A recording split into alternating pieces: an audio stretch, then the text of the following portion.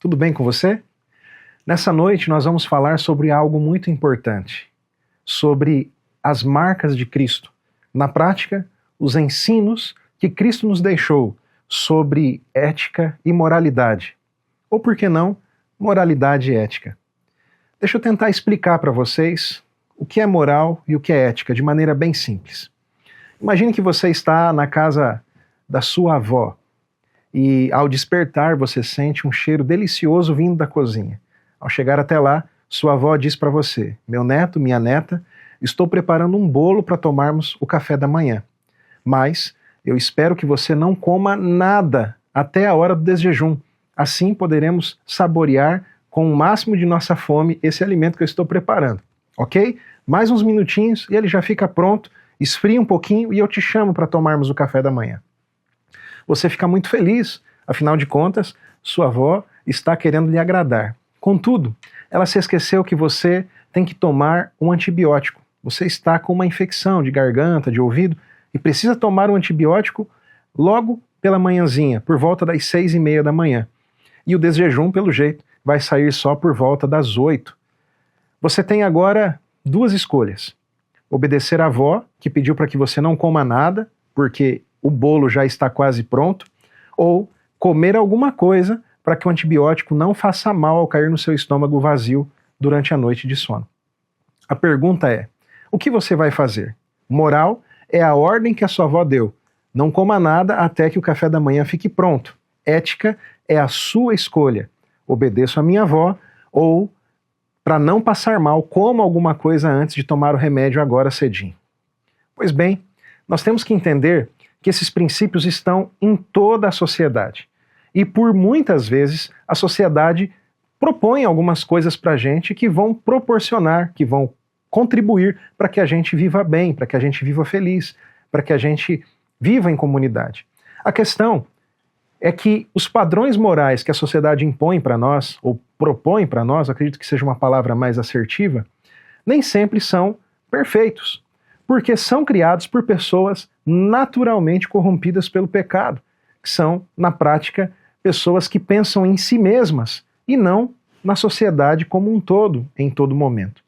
Nós tivemos várias atrocidades na sociedade que, em nome da moral, foram implementadas. Para você ter uma ideia, o nazismo tinha alguns princípios morais. Eles tinham o princípio da superioridade da raça ariana, lealdade total ao Hitler, o coletivismo nacionalista, a eliminação dos fracos, a glorificação da guerra, da violência. E tudo isso para eles era normal. Era algo que a sociedade aceitava na época. E você precisa se lembrar que a própria Bíblia nos diz que há caminhos que para o homem parecem de bem, mas no fim são caminhos de mal. Veja, nós precisamos entender que Deus tem um padrão para nós. Deus tem uma proposta para nós. E essa proposta pode ser entendida nessa noite se você deixar a palavra de Deus falar com você. Eu queria que você abrisse a sua Bíblia no livro, ou melhor dizendo, na segunda carta de Coríntios, capítulo 5, verso 17. E lá nós temos algo muito especial para nós. Está escrito assim: e assim, se alguém está em Cristo, é nova criatura. As coisas antigas já passaram, e eis que se fizeram novas. Querido irmão, querida irmã, querido amigo, querida amiga, eu quero lembrar a você que quando Deus lhe chama, Ele lhe chama para uma nova vida. Lembre-se que Deus nos criou à sua imagem e semelhança.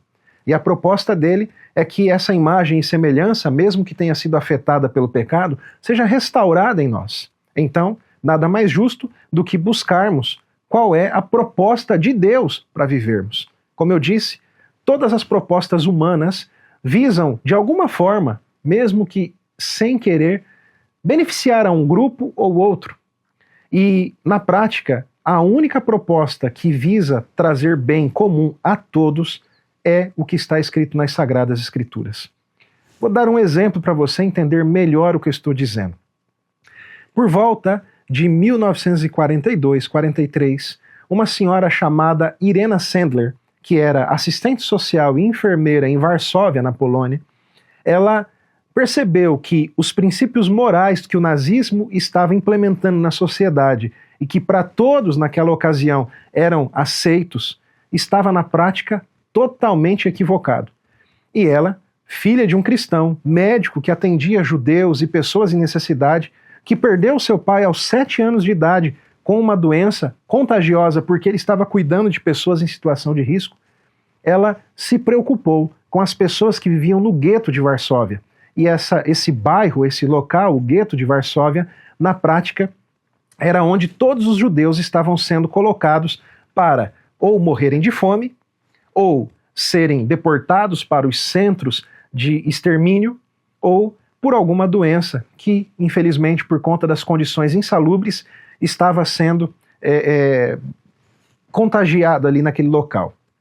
Queridos, essa mulher, Irene Sandler, ela conversou com os pais daquelas crianças e disse: eu posso ajudar vocês.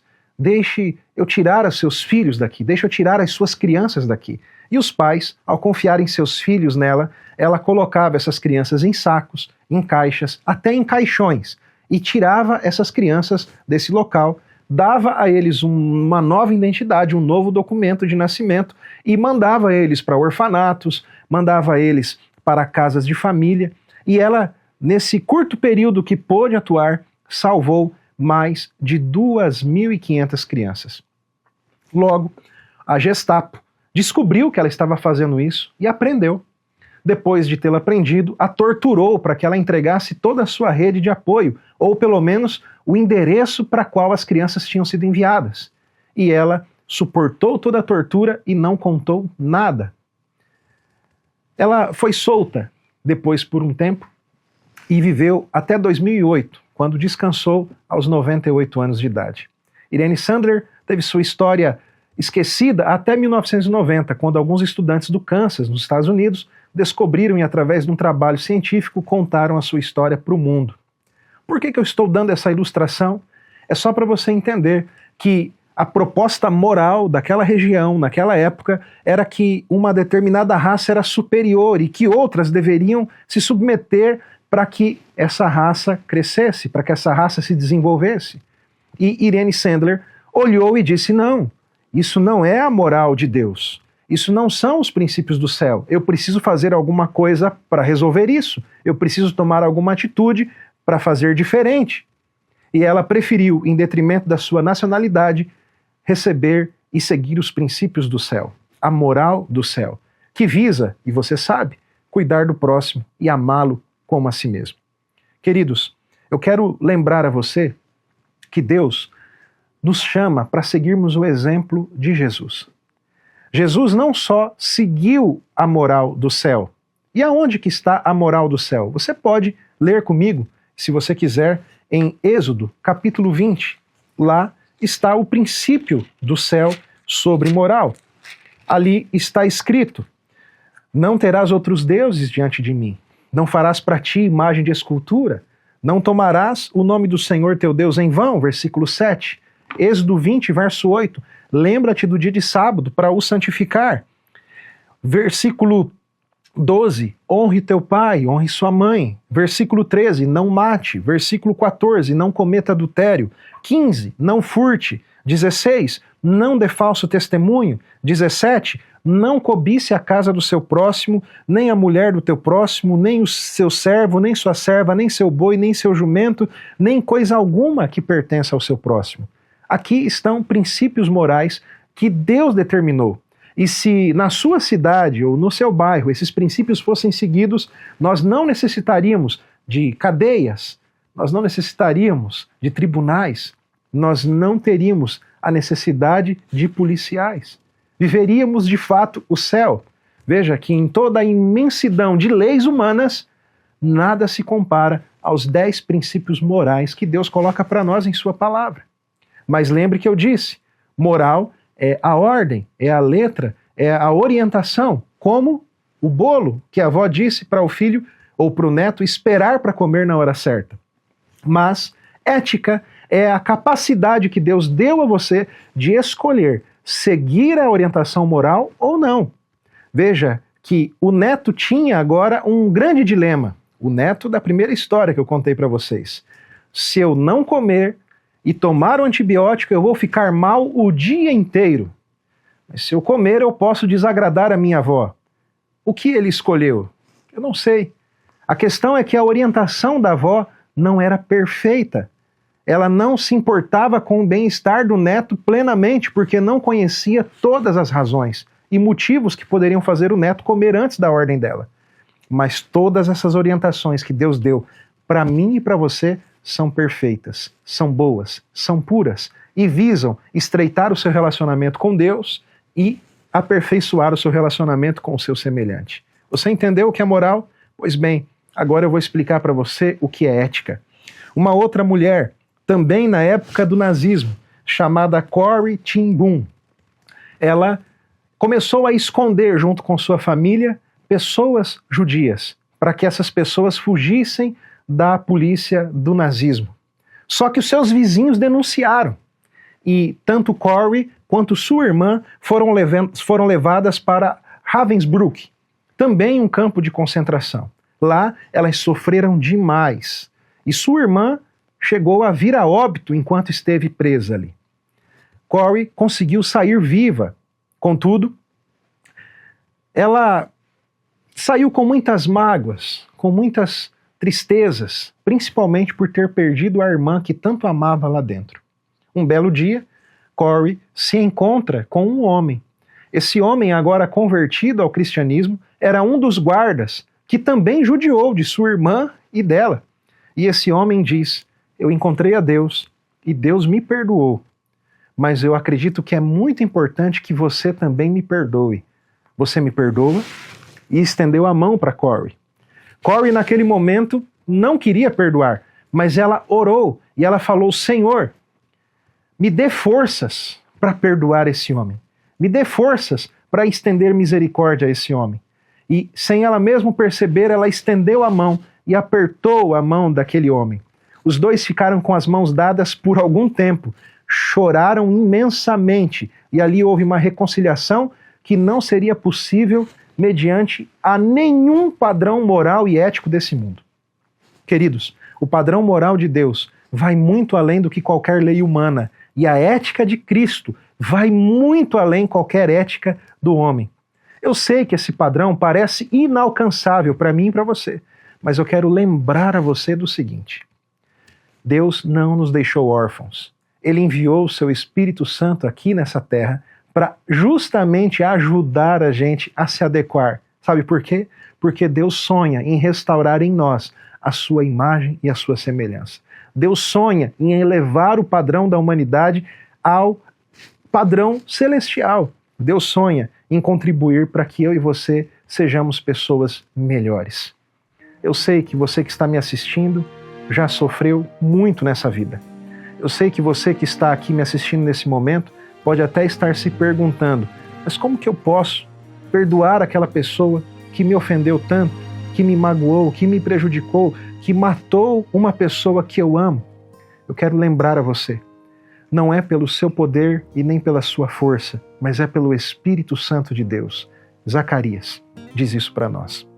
Eu quero também lembrar a você que Jesus Cristo esvaziou-se de toda a sua grandeza. Jesus Cristo esvaziou-se de toda a sua glória e se tornou humanos como nós, para que você também tivesse a oportunidade de receber esse poder para perdoar, para ser uma pessoa melhor.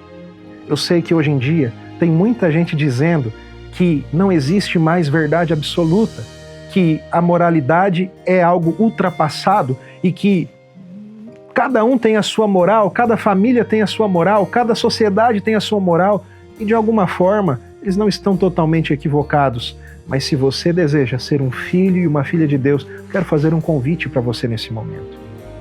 Peça ao Espírito Santo, que está aí assistindo essa mensagem junto com você. Aliás, está aqui também me ajudando a gravá-la para chegar até você nesse dia, nessa hora, aí na casa do seu amigo, na igreja onde você está assistindo isso. Peça ao Espírito Santo que transforme o seu coração e lhe ajude a seguir os princípios morais do céu. Peça ao Espírito Santo para que o coração de Jesus esteja também dentro do seu coração e para que você olhe as pessoas como ele olhou, para que você tenha os olhos de Cristo.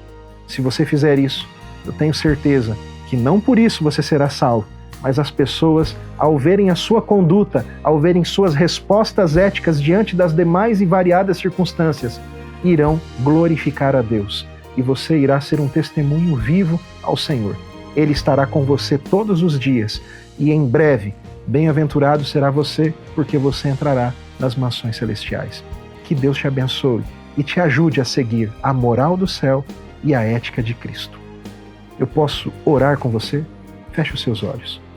Senhor, esse momento em que estamos aqui meditando na sua palavra, aprendendo um pouco sobre o que é moral e o que é ética, pedimos, ó Pai, que os exemplos dados por Cristo, que seguiu a sua moral com relação à sua lei e deu, ó Pai, testemunho ético de amor incomparável ao que qualquer humano tenha mostrado até hoje, nós queremos pedir que isso também entre no nosso coração. Queremos clamar para que o Senhor nos ajude a sermos pessoas melhores e queremos entregar a nossa vida a Ti. Que o Senhor, ó Pai, preencha todo o nosso ser e nos ajude a seguir o que o Senhor orienta na Sua palavra, para que tenhamos condições de sermos mais semelhantes a Ti e naquele dia sermos chamados de filhos Teus. Não faremos nada de bom nessa terra sem a Sua ajuda e não estamos fazendo nada para ganhar o Seu favor.